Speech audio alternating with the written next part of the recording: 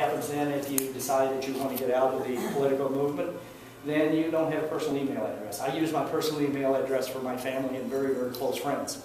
My Woody for 53 address is my political address. It has become my personal address because I'm so active on it. But the phone, I carry two phones with me. I have a regular phone, and then I have my political personal phone that I have. That way, if I ever decide that I want to quit this, I get rid of the email address, I get rid of the phone. That's two out of three. The other one is a political mail drop. My address that's on there, 1666 Yarnett Avenue, number 311, that sounds like it could be an office, or it could be a condo, or it could be an apartment, or something like that. It's actually one of these little, it's a mailbox, etc. place, and it's got a little mailbox in there, but it looks like a regular address. And if you go in there and look for it, you'll see there's a little box about that big. That's where Woody's at. So anyway, that's my political email address. The other thing is when you're involved politically, how many of you get political junk email? Wouldn't it be nice if it went someplace else instead of your home? Anyway, then you want to have a kitchen cabinet. Now, kitchen cabinet, you hear this term every now and then. What if you're running for office, or if you're supporting somebody running for office, you want to find out who the kitchen cabinet is, or you want to develop one. These are very, very close friends. They know everything about you. And if you're going to run for office, guess what? Whatever you've done is going to come out. So don't think that that you've done something. Herman Cain is a perfect example of this. Newt Gingrich is facing a lot of this right now. Things that they've done in their past, some indiscretions and stuff, are starting to come out now. There's a difference if you look at these two guys, the way that they handle this. Herman Cain came out and says, "Oh, that didn't happen. I don't know what this one," and he blamed the woman. Well, that didn't go over too well, and then all of a sudden other people started coming out. And then he says, "Well, okay, I'm going to back off." Newt Gingrich, on the other hand, he didn't let him gaslight him. Gaslighting is when somebody drops one of these bombs on him. He said, "Yeah," he said, "that's in my past. My wife knows about it, my children know about it, and his kitchen cabinet knew about it, and they were ready to respond to that." So anything that's in your, and guys and gals, let me tell you, there's nothing that you've done that everybody else hasn't done. I mean, I tell people all the time, that the decisions I make now don't kill people. The ones that I used to make, people died if I made the wrong decision. And this is, what I do now is a lot of fun. But this is one of those things, no matter what you've done in your past, most people will have an understanding because they've probably done the same thing. So it's not this deep, dark, dirty stuff that goes on. However, remember the first one we talked about, driving the narrative. That's one of the things that they do. Now, sdvote.com.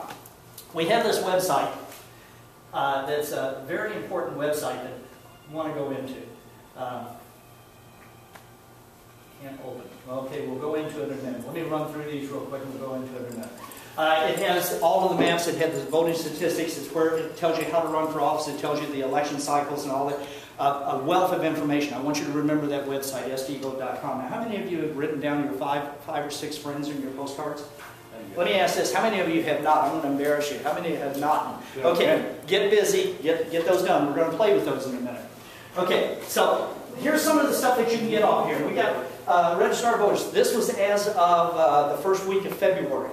We have 1,462,111 registered voters in San Diego County. We have 517 registered Democrats. I've got it up. I'll get to it in a minute. We have 514 Republicans. We have 360 DTS. This is the decline to state. Here's something that you don't know that you have to do a little research on. San Diego County, the last 3 election cycles, the last 6 years, 85,000 people used to be Republicans are now declined to state. They feel disenfranchised by the Republican Party. Now then, when you're part of the Republican Party or you're part of the Democrat Party, you have party communications that go on. And one of the things, and those of you who are part of the Women's Federated know this, that the Republican Party can talk to Republicans, the Democrat Party can talk to Democrats. They leave it up to the candidate to talk to all of these others. The parties themselves are restricted from voter communications. Now, there are some things that they can do, but basically that's the overall rules. Then the American Independent Party, we got 45,000. The Libertarian Party, we got 10,000. The Green Party, we got 7,000. Peace and Freedom, we got 4,000. A&E, I don't even know who A&E is, but they've got 15 people and no, that's not 1,000, it's 15.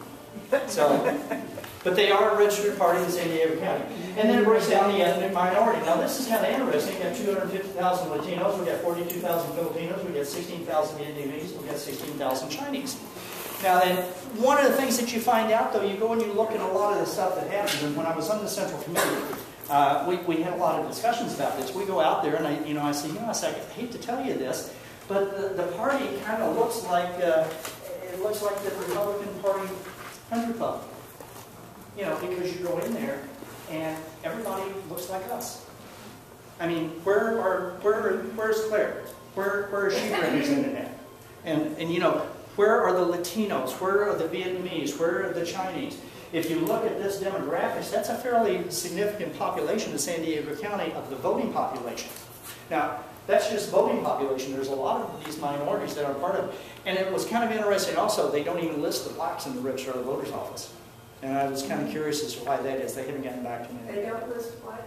They don't list as the ethnic minority. They don't list the blacks. And there's more there's almost as many blacks as there are Latinos in San Diego County. I know that from some other research that I've done. But they don't list on there, and I thought that was kind of curious. Now then, here's one of the other things you have in San Diego County. You have the congressional districts. You look before, after 2000 and after 2010, you notice that there's a change. We lost in the state assembly district. The reason that happened is we had the 66th district, which kind of crossed over between Orange County and San Diego County. Now we still have one of the districts that goes between San Diego and Riverside County, but they split that off. That was Diane Harkey, I believe it was. It was her seat. She kind of split. But they kind of reorganized, and we still have about the same number of voters, a little bit less, but they equalized it and made 7 of them. And then we have Central Committee. How many of you know what Central Committee is? Sort of. This is the most important elected office in the United States of America. Now, they call it different things in different states. Here in San Diego and in California, your Central Committee members are made up. They're elected. You vote for 6 people every primary election cycle. And you vote for 6 people in each state assembly district. So that's what makes up your Central Committee, plus your ex factos. Your ex facto means that you have, an ex facto is the person that was the nominee for the state assembly, for the state senatorial, and the state congressional district. And if they live within that assembly district, they become part of that caucus. A caucus is nothing more than a group of people. You hear them talk about caucuses all the time. It just means a bunch of people that get together. That's all it is. So this is what makes up your Central Committee. Now, why is the Central Committee important? What do they do? Pick who's going to run. No, they don't decide who runs. The candidate decides who runs. That's a misconception, number one. This is the narrative that we're going to dispel some of this narrative. The candidate decides who runs, not the party. So what do? When I heard the word. They endorse them. They endorse them. That's the big thing that the party does. They endorse the candidates. So they don't decide who runs, but they give their endorsement to the candidate. So the candidates come out to them and say, Dave, I'm running for office. I'm running for dog catcher in K9 district. I'd really like for you to consider, can I get your personal endorsement? Well, if I get his personal endorsement and he's on the Central Committee, guess what? The next thing I'm going to do is I'm going to go after the Central Committee's endorsement, and I've got a friend. Mary Kay has now helped me. I've got a friend to tell a friend to tell a friend. And so you go within the caucus, and then the caucus of whatever district it is that you're running in, they decide if they're going to endorse somebody or not, and then they go before the overall body of the Central Committee, and they say, yeah, we want to see this person endorsed by the Republican Party, and you may have several different candidates that'll come in and vote, and then the candidates go away, and then the Central Committee has an open discussion. Sometimes it's an out-and-out brawl, because you get opposing parties. And it's like I'm not going to ask this question, but just think through your mind. How many of you are for Romney? How many of you are for Santorum? How many of you are for Gingrich? And how many of you are for Ron Paul? I'll guarantee you that there is a split in this room, that some people are for one and some people are for the other, and they have their own reasons. And that goes on inside the party. So these people will come before the party, and in a situation like that, you'll get multiple people that come up, and you'll have 2 different factions that says, I really like Woody, I don't care for Woody. And that's the battles that go on. But you'll come out and they will either make a decision to endorse in that race or not to endorse in that race. So that's why it's important. This is where you get your background. This is where you get you cut your teeth, your political teeth. Anybody can be on the Central Committee. Now you say, I don't have time. I'm working full time. Folks, I work full time. I'm retired. I work full time. I got grandchildren. I do a lot of stuff in my church. I do a lot of stuff with other groups. I come out and I talk to groups like this. On the Central Committee, It takes a lot of time, it takes a lot of effort, it takes a lot of energy. It takes one meeting a month. One meeting a month, about 4 hours every month. That's it. How many people are on the central committee? And that's just in San Diego? Mm-hmm.